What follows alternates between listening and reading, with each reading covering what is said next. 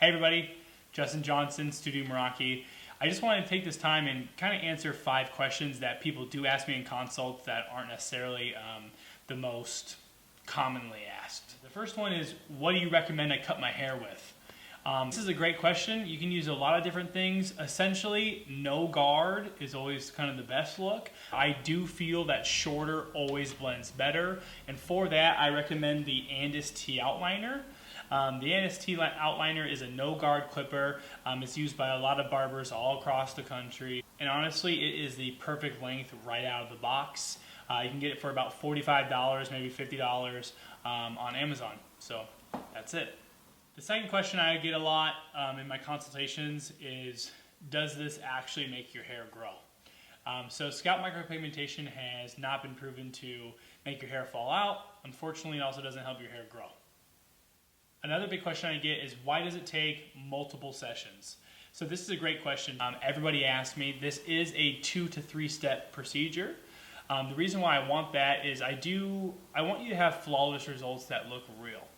Technically, I could fill up your head and get you a fully done procedure in 1 session.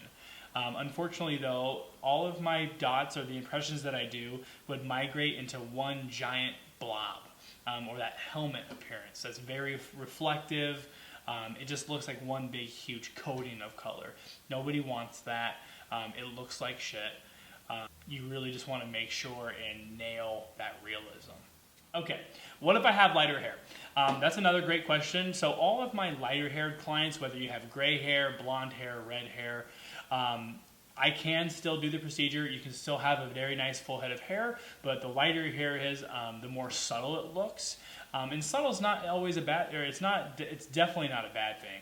A subtle change, if you have red hair, you're already used to pretty subtle features. So if you have that red or blonde or gray hair, a subtle change is still a change. The 5th and final question that I get, how do you choose the color? Again, that's a wonderful question.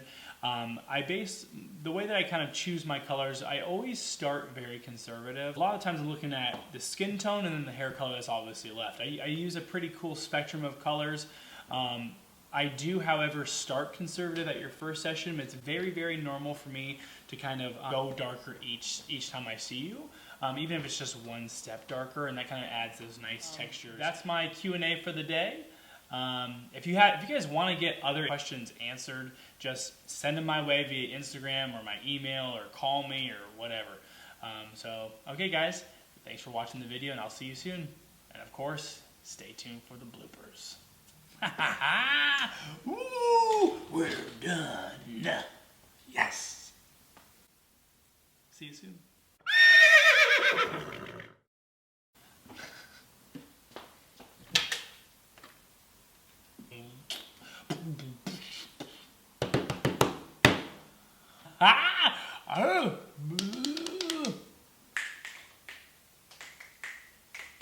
Check.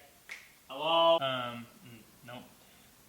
Scratch that. Fill the crap up out of your head. The crap? Come on, man. Changing the density? Fuck. Scratch that. Gosh. You do this every day, man. You do this every day. Come on, man. Damn. 1, 2. Hello. Hi. God. Hello.